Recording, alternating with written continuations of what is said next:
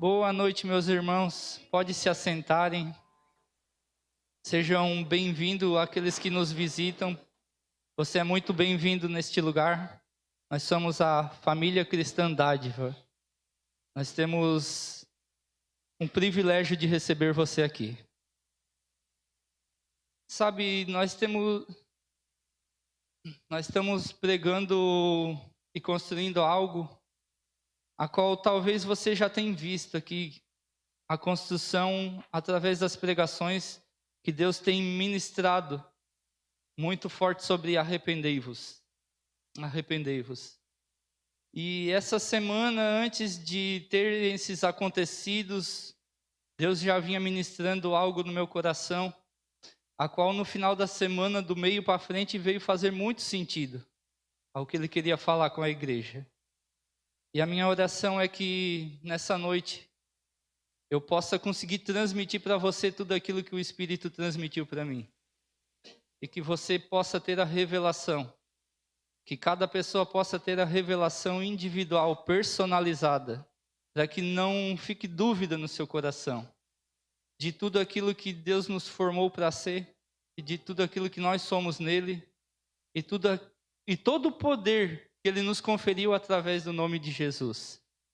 Sabe, eu gostaria que você abrisse comigo em Jeremias 18, do verso 1 em diante.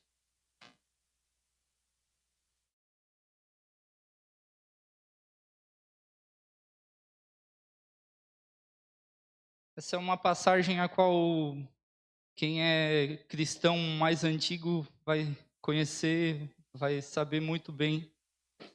Mas a palavra ela se renova todos os dias, sabe?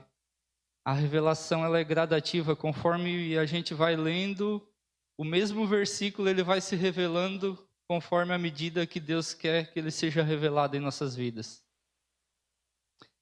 E nessa noite, até que você abra lá, essa passagem ela vai falar do vaso na mão do oleiro. E eu gostaria de, antes de começar a ler, só contextualizar alguns processos até que se torne um vaso de barro. Sabe, apesar de ser isso, o tema da minha pregação é as escolhas dos homens interferem nas decisões de Deus. E talvez você vai dizer, onde é que o pastor vai chegar nessa noite, né? Vamos lá, vamos tentar construir algo aqui. Sabe, o primeiro processo para se fazer um vaso, eu fui buscar saber, tem mais de 200 tipos de barro. Porém, são 8 tipos a qual são próprios para se fazer um vaso. E saiba, meu irmão, se você for escolhido, já é um motivo de muita alegria. Porque em meio a muito barro, se Ele nos escolheu, é porque nós temos honra. Você concorda? É porque Ele quer formar algo em nós. E isso me deixou muito alegre. Sabe? Mas no decorrer ali da formação do vaso, eu fui ficando preocupado. Porque o segundo passo para se fazer um barro, tem que deixar o barro curtir.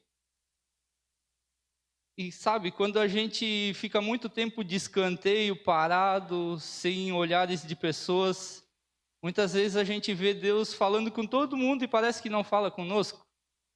É o tempo que Ele está nos curtindo. É o tempo que Ele está nos preparando para algo. Para a próxima etapa da formação de um vaso. Na terceira etapa, é uma das mais complicadas. Essa etapa, o barro ele é pisado, é pisoteado. Se pisoteia no barro para tirar todo o ar que tem dentro dele, sabe? E nesse processo, cara, é muito dolorido. Muitas vezes a gente desiste quando a gente é pisado, quando a gente é pisoteado. É o processo onde muitos desanimam da caminhada com Cristo. E o intuito disso, desse pisoteio, de ser pisado, é tirar de nós todo o orgulho, toda a vaidade, todo o ego, para que o próximo passo possa ser feito. No quarto passo, o barro ele é misturado. Ele tem uma mistura, a qual é misturado com outras matérias-primas. E nessas misturas é para que o vaso, quando for formado, ele seja mais resistente, mais forte. E essa mistura é através das obras do Espírito. Nós cristãos temos que entender isso, que quando nós trazemos à existência os frutos do Espírito para o nosso dia a dia, nós vamos estar nos fortalecendo para ser um vaso mais forte. Na quinta etapa, o vaso ele é modelado. É onde começa a se ganhar uma forma. Mas é nessa etapa também que muitas pessoas desistem. Porque muitas vezes a gente está nessa etapa de formação e a gente se quebra na mão de Deus. E muitos desistem, porque, nossa, me quebrei. Mas saiba, meu irmão, o melhor lugar de se quebrar é na mão de Deus. Neste lugar é o lugar onde Ele pode te refazer de novo. Ele vai te fazer conforme Ele quer, não conforme você quer. Sabe? Porque a obra é dele, é do oleiro. A sexta etapa é a secagem natural. Ele nos deixa ali para a gente ganhar um pouco de rigidez e resistência. Ali na quinta etapa, eu esqueci de falar, mas é uma etapa onde nós estamos sendo formados e é onde a gente precisa ser flexível, para que Ele faça tudo aquilo que Ele precisa fazer em nós. Para que na sexta etapa, já que temos a forma de um vaso, eu nem sabia que eles iam botar esses vasinhos aqui, essa passagem me veio para ministrar essa noite. Para chegarmos nessa etapa de um vaso formado, o oleiro já teve que passar por esses processos na mão do oleiro. E a secagem natural, ela vai deixar resistente, para que você possa pegar e levar ao forno. E é no forno, na secagem, que é um dos processos aonde vai mostrar se todo o processo foi feito de forma correta. É na secagem, é no fogo, quando nós somos queimados e provados através da palavra e de Deus, é que nós vamos saber se somos um vaso de honra ou de desonra. Assim como fala na Bíblia, né? Fala, acho que em Romanos, se eu não estou enganado. E nisso, o vaso de honra, tem muita honra para o oleiro quando vê o vaso pronto, terminado. A obra concluída. Mas quando ele se racha no forno, para ele não tem honra nenhuma. Porque aquele vaso não vai servir de mais nada para ele. Vai ter que ser jogado fora.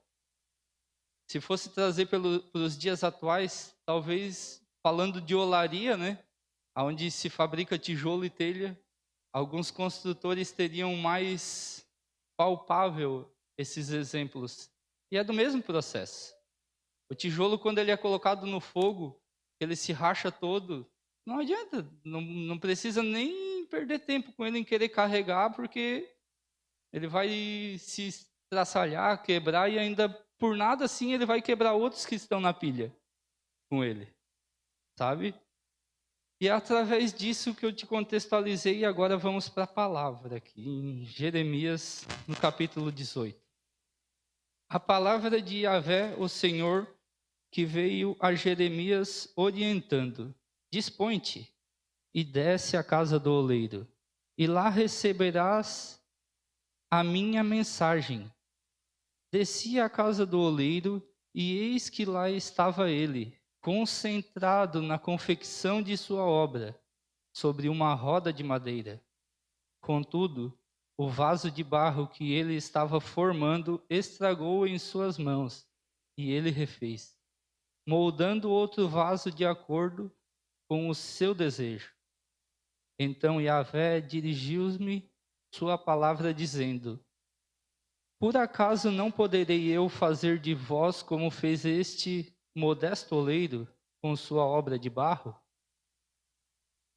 Indaga o Senhor, eis que como o barro nas mãos do oleiro, assim são vós nas minhas mãos, ó casa de Israel. Se em algum momento eu determinar que uma nação ou um reino qualquer seja arrancado de sua terra, despedaçado e arruinado, e se esta nação que eu adverti converter-se da sua infidelidade e malignidade, então voltarei atrás e mudarei a ordem de punição que houvera previsto e decretado, importa-lhe. E no momento em que eu falar acerca de uma nação ou de um reino para o edificar e estabelecer, se ele fizer o que é mal perante mim e não der ouvidos à minha voz, então do mesmo modo arrependerei do bem que previra e determinara fazê-lo. Agora, pois, fala às pessoas de Judá e a todos os moradores de Jerusalém. Assim diz o Senhor: eis que estou preparando uma calamidade e desenhando um plano contra vós. Sendo assim, será melhor que cada um de vós se arrependa e se conserta de que cada um dos seus maus procedimentos e corrija a sua atitude pessoal e todas as suas ações. Só até aí. Sabe, na mesma passagem que está falando do vaso na mão do oleiro, o que mais me tocou é o tema da pregação ao qual eu tinha falado.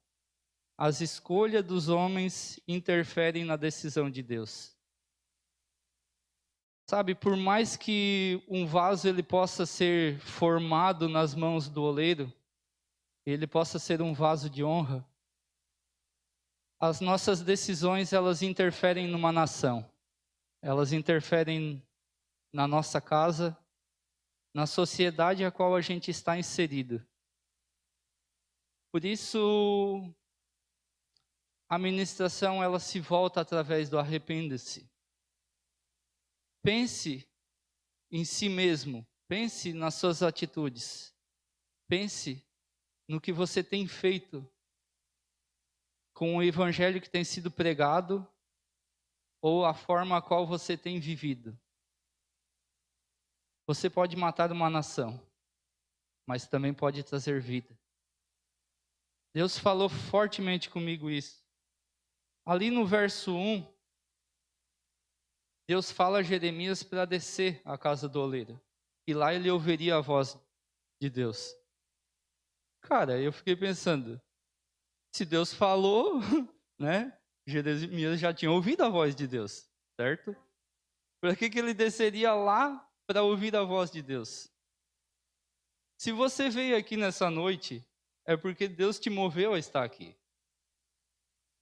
E nisso, aqui ele vai falar o teu coração. Deus ele se revela gradativamente e muitas vezes ele nos fala por parábolas algumas coisas, para nos falar profundamente em alguns lugares a qual ele nos insere.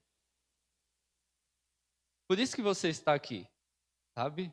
Talvez na sua casa você tenha buscado nos seus devocionais e lá ele tem te falado alguma coisa, mas aqui ele vai confirmar tudo aquilo que você tem buscado. Por isso que devemos estar na casa do oleiro. Porque aqui a gente é moldado. Aqui a gente é aperfeiçoado nas mãos dele. E não são os pastores que fazem isso. É Deus que faz. É ele que nos molda. É ele que nos prova, nos testa e nos forma. Quando Jeremias desce à casa do oleiro, lá ele vendo o oleiro trabalhar, ali na manivelinha, formando o vaso, ele não tenta interferir na obra a qual o oleiro estava fazendo. O texto diz que ele só estava observando. E que após ele observar a forma a qual o oleiro agiu depois de o vaso ter quebrado na mão dele, de ter pego o barro novamente e começado a formar de novo em outra obra. Deus veio e falou com ele: assim são vós nas minhas mãos. Sabe? Muitas vezes nós temos nos perdido um pouco no processo. Por que o oleiro está fazendo assim? Por que ele não faz desse jeito? Eu queria ser um vaso um pouco maior. Eu queria ser um vaso um pouco mais bonito. Sabe? Eu estava lendo aqui e o que me impressionou é que Deus forma um exemplo do barro. Ele não... do vaso de barro, não um vaso de cristal, Alisson. Porque o vaso de cristal, ele serve para alguma coisa além de enfeitar? Nas nossas mesas, das nossas casas, a gente coloca quando vai vir uma visita importante, porque a gente quer mostrar algo bonito. Mas algo resistente para o dia a dia é um vaso de barro. Que quando ele é de honra e ele passa pelo fogo e pela prova, ele fica apto a passar pelas provações do dia a dia. Se tu usar um vaso de cristal todos os dias, certamente uma horinha que ele só dá uma viradinha ele vai quebrar. Lá tem umas loucinhas um pouco mais bonitinhas, todo mundo sabe que a minha esposa ama a mesa posta e a nossa casa ama também isso. Os nossos filhos, eles fazem isso sem precisar pedir. O Heitor, que tem 7 aninhos, ele já monta a mesa. E às vezes a gente diz, não precisa, filho. Não precisa sim, vou lá pegar o guardanapo e tal. Já sabe todo o processo. E muitas vezes a gente coloca um copo um pouco mais refinadinho, ele só dá uma viradinha, pronto, já quebrou. Mas aquela xícara lá de barro, ela se lasca, ela perde uns pedacinhos, mas a gente continua usando ela no dia a dia ainda. E aquela é forte, aquela é forjada por Deus. Por isso que Ele nos formou de barro, não de porcelana. E nós, como crentes, temos vivido uma vida de porcelana, aonde não dá mais de falar nada, não dá mais de ser forjado em nada. Estamos nos quebrando na mão errada, na mão de pessoas. O lugar que é para nos quebrar é na mão de Deus. É neste lugar que a palavra nos orienta para ser quebrada, não na mão de pessoas. Então reveja, meu irmão, o teu coração ele não pode estar na mão de pessoas, é na mão de Deus.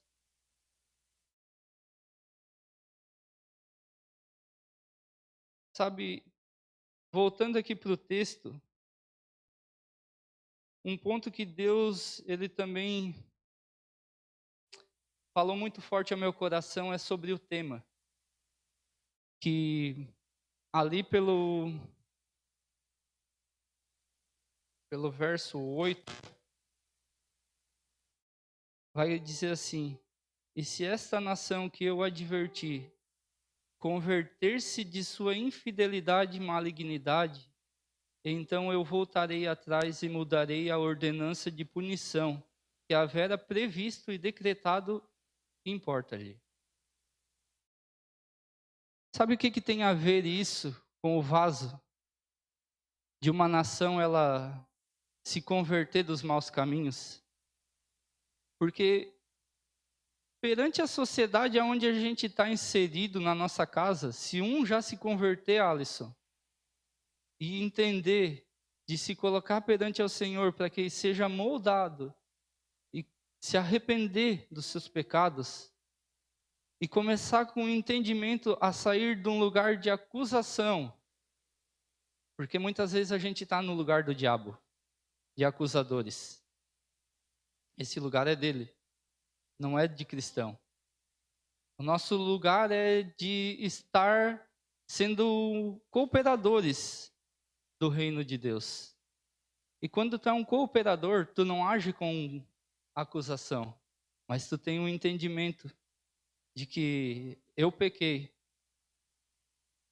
de que vocês pecaram, e que o pecado de vocês não vai mudar a minha forma de olhar para vocês. Vai me trazer mais compaixão de olhar para vocês e dizer, cara, vamos vencer isso. Vamos vencer isso junto. Porque a palavra diz que se a nação se arrepender da perversidade, a condenação que tinha sobre aquela nação pode ser desfeita. Jesus pode rever, Deus pode rever. Uma nação ela pode estar condenada, e a palavra também vai dizer aqui que ela pode ter um decreto de Deus aonde ela pode ser bênção para as outras nações. E nisso eu trago o Brasil para a minha reflexão. Porque quem acompanha o mundo gospel já viu que muito já foi profetizado sobre o Brasil.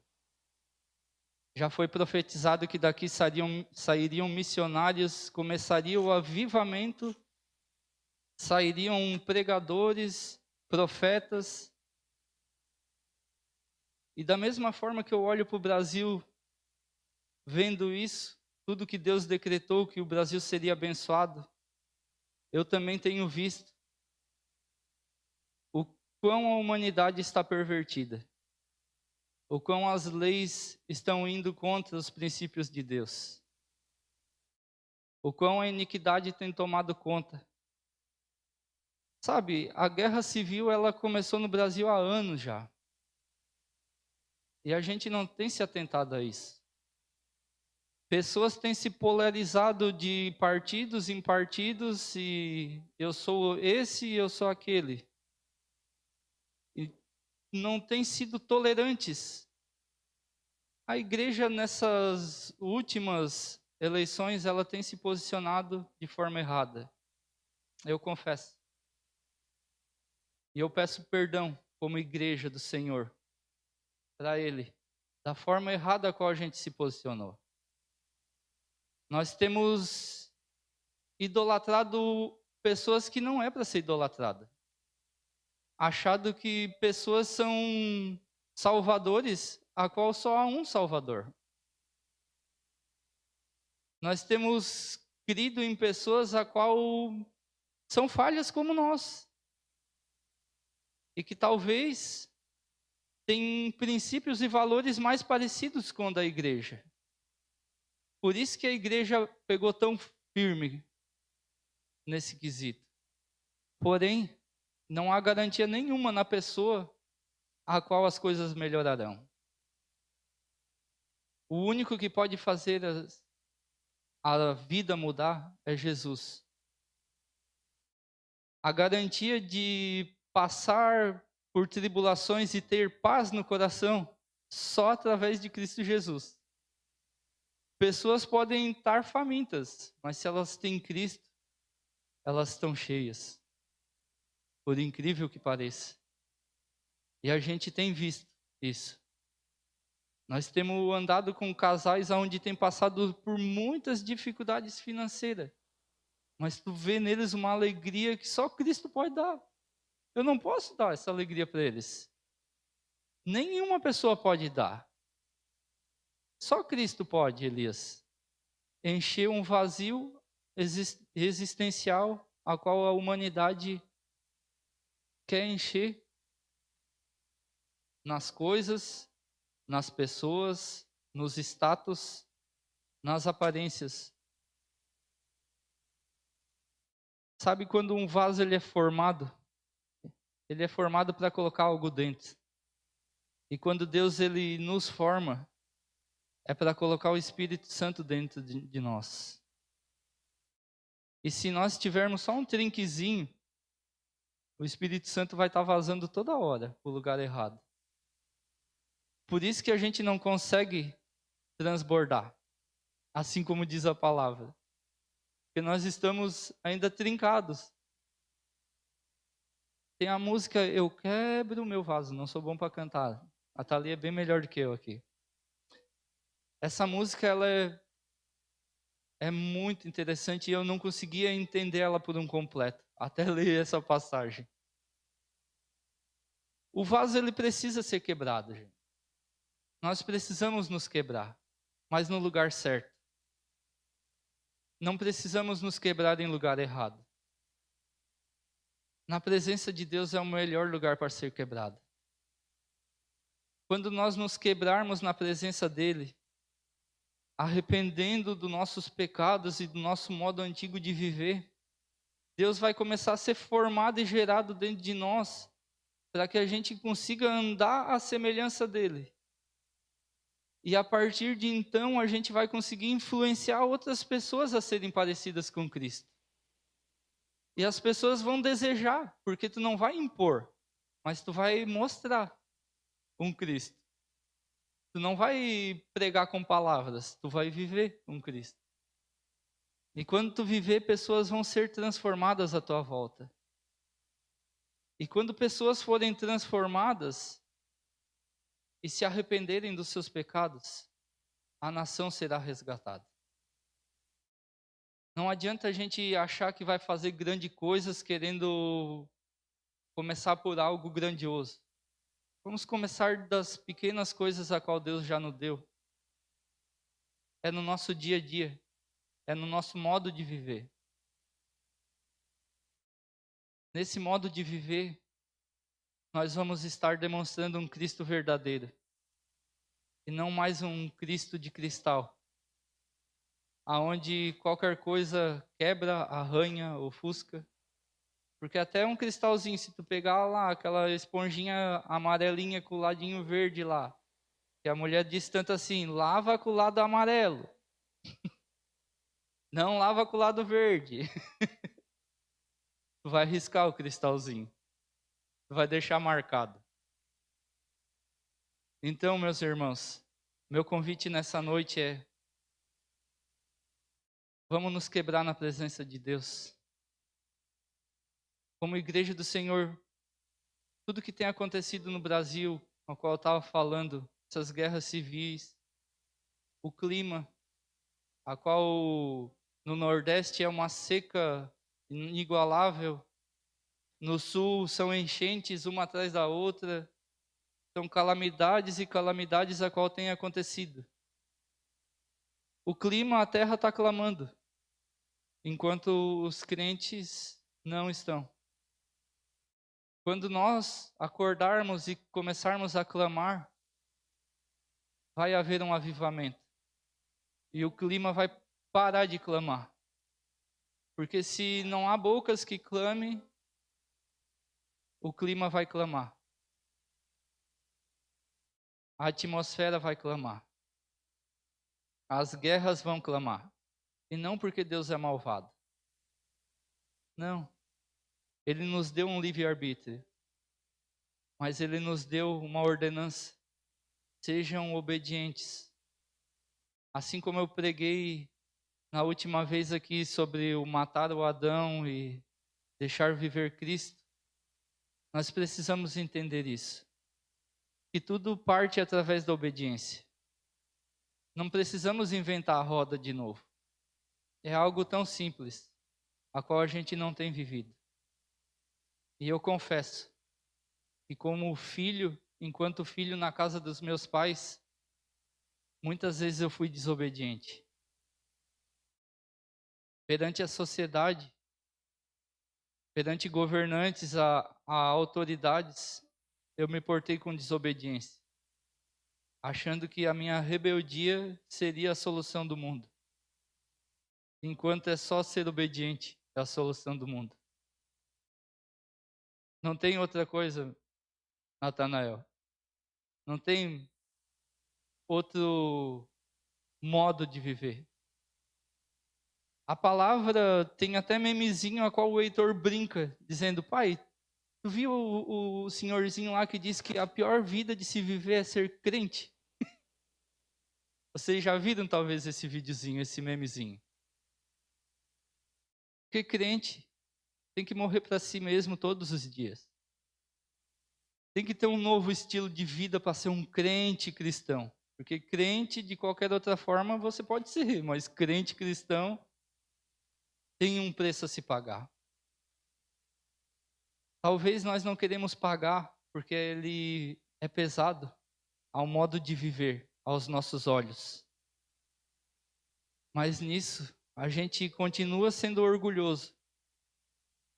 A gente quer deixar um mundo melhor para os nossos filhos, achando que trabalhando mais, adquirindo terra e posses, vai ser o melhor para eles. Não vai. Desculpa eu te entristecer, mas não vai. O melhor modo de deixar algo relevante para eles é sendo obediente ao que as Escrituras diz. A levar ao pé da letra tudo que a palavra diz. Por isso que é tão difícil pregar e ministrar. Sabe? Muitas vezes a gente quer ser um vaso usado por Deus, mas de cristal, só para aparecer em momentos importantes. Mas no dia a dia, aonde ninguém vê, que o vaso cai lá dentro do poço para tirar água, que o vaso é carregado para lá, leva o restinho de comida para cá.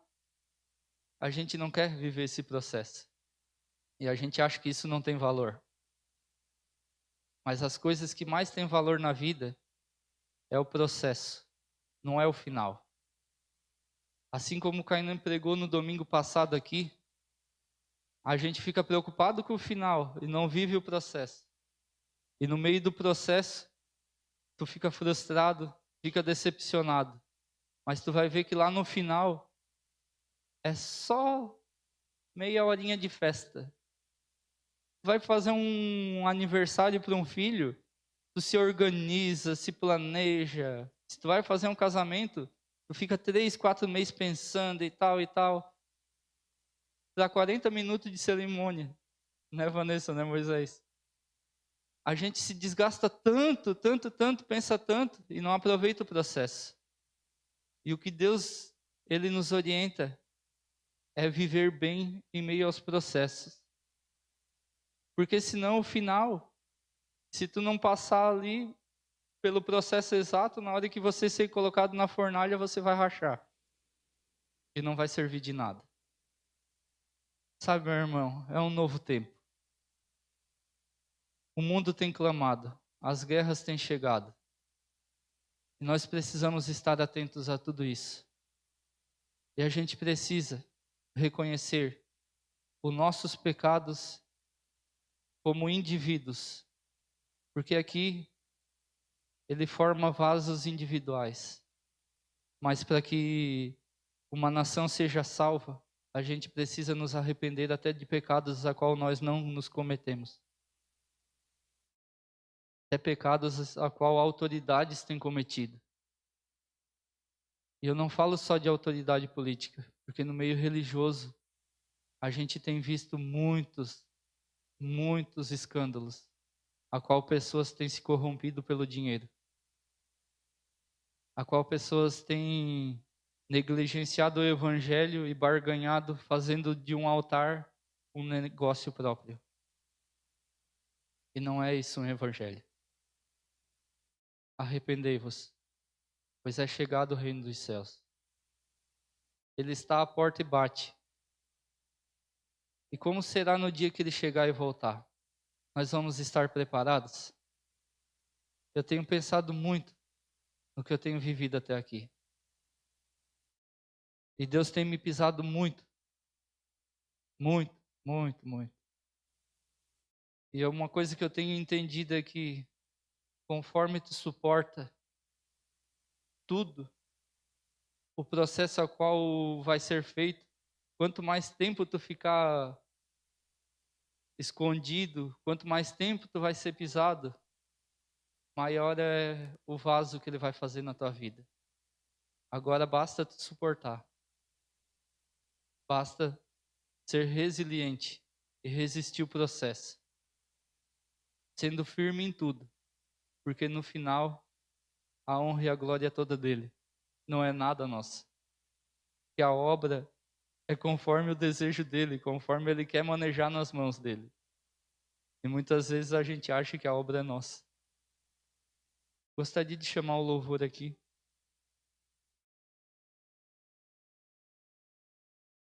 É um novo tempo, meu irmão.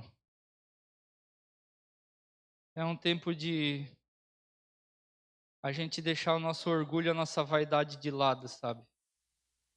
Não há mais tempo. Não há mais tempo para a gente ter discussões tolas, igual se tem tido desde o começo da humanidade. Quando você vê lá os discípulos, quando você vê Jesus caminhando e pregando um evangelho simples e verdadeiro, muitos estudiosos tentavam trazer coisas mirabolantes para dificultar o evangelho, a qual ele se resume na obediência. Ele não se resume numa teologia. Não adianta você querer fazer um estudo teológico se você não ter obediência, porque você vai querer discordar em algum momento com outras pessoas. Você não vai querer se submeter a autoridades. E as autoridades, por mais difíceis que elas sejam, elas foram feitas por Deus.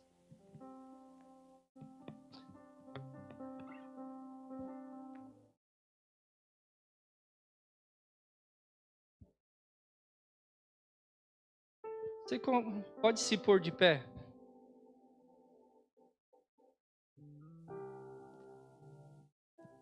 Eu gostaria que por um instante você orasse para Deus pedindo perdão da forma a qual você tem vivido até aqui. Sabe, meu irmão, se a gente acha que não tem pecado, a gente já está pecando. Nosso modo de viver, ele é falho. Por isso que Jesus ele veio morrer em nosso lugar. Porque por nós mesmos, nós não conseguiríamos ter acesso ao Pai depois da queda. Ele veio nos dar um novo caminho. Então entrega para Ele. Diz: Pai, eu me arrependo, Senhor, do quão desobediente eu fui na minha infância, ó Pai, na minha adolescência. O quão, ó Pai, eu fui negligente, ó Deus, com as coisas do Teu reino, Senhor. Pai, me perdoa, porque Tu me deste, ó Pai, um negócio, ó Pai, onde seria para abençoar vidas, ó Pai. E muitas vezes, ó Deus, eu tenho negligenciado a forma de administrar o que Tu me deste. Eu tenho buscado atalhos e caminhos, ó Deus, aonde não Te agradam. E eu estou perante a Ti, Pai, nessa noite, colocando meu coração perante a Ti, Senhor. Para que o Senhor, ó Pai, receba a minha oração, ó Deus, de arrependimento, Senhor. Nos perdoa, Pai, como indivíduos, mas também, ó Pai, como igreja do Senhor, ó Deus, aonde temos visto, ó Pai, a humanidade perecer, ó Deus, e não conseguimos, ó Pai, sair dessas quatro paredes, Senhor, pela nossa falta de fé e de coragem, Senhor. Pai, eu oro para que em nome de Jesus nós venhamos sair deste lugar de conforto, ó Pai, e nós venhamos, ó Pai, a viver uma vida verdadeira, uma vida a qual Te agrada, na essência do Teu amor, ó Pai. Porque céus e mundo passarão, ó Deus, mas a Tua palavra ela não muda e ela não passa. Tu nos deu escolha, Pai, mas Tu nos deu, ó Pai, uma ordenança. E muitas vezes nós não temos cumprido ela para andar pelas nossas escolhas. Nos perdoa, Senhor. Nós queremos voltar àquele primeiro amor, ó Pai. Voltar à essência original a qual Jesus veio nos resgatar para ser, ó Deus. Em nome de Jesus. Em nome de Jesus. Aos Teus pés estou, pra render tudo que sou a Ti, tudo que eu tiver. Receba aqui, Senhor, o meu perfume, minhas lágrimas que vão cair. Basta olhar no Teu fui perdoada logo que te vi. Oh, e todos os meus tesouros vou derramar diante de ti. Eu quebro meu vaso, eu quebro meu vaso aos teus pés do meu amado. Eu quebro meu vaso, eu quebro meu vaso aos teus pés do meu amado. Eu quebro meu vaso, eu quebro meu vaso aos teus pés do meu amado.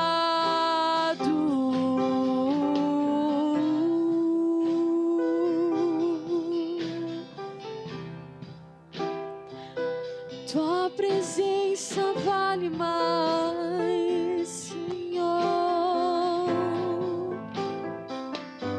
e não importa o preço do perfume derramado, a tua presença vale mais, a tua presença vale mais, e não importa o preço do perfume derramado, a tua presença vale mais, tua presença vale mais, e não importa o preço do perfume derramado, a tua presença vale mais, a tua presença vale mais.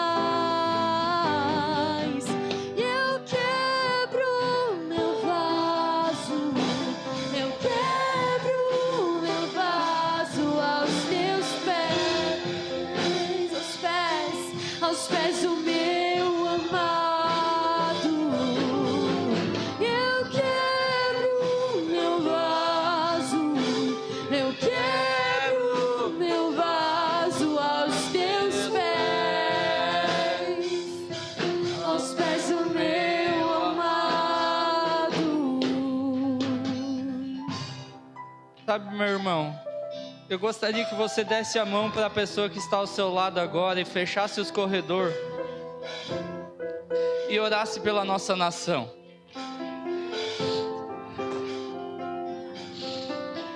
A nossa nação, ela precisa de intercessão. Talvez você não saiba e menospreze o Brasil, mas o Brasil, ele está entre os países que mais alimentam o mundo. Daqui saem muitas riquezas. No Brasil há muitos tesouros. E os tesouros a qual mais vale são as nossas orações. Eu gostaria que você intercedesse por tudo que tem acontecido, por essas chuvas. Ontem eu estava orando, eu e a minha esposa em casa de manhã. Talvez você não crê nisso, mas eu creio nas orações, porque continua chovendo e o rio baixou. Continua chovendo, mas as águas estão escorrendo. Talvez a chuva não parou, talvez a fome não cessou, mas Deus está movendo algo que nós não estamos vendo. Então eu gostaria de te incentivar: ore pela nação, ore pelos pecados, confesse os pecados da nação brasileira. No Brasil, é um país de muita prostituição, é um país a qual tem negligenciado a busca por Deus. É um país onde tem muitos profetas de Deus, mas também tem muitos profetas de Baal. Há muita idolatria. Levante mãos santas e ore por essa nação. Santifique-se, para que a nossa nação seja resgatada da ira de Deus. E Deus tenha misericórdia do nosso povo.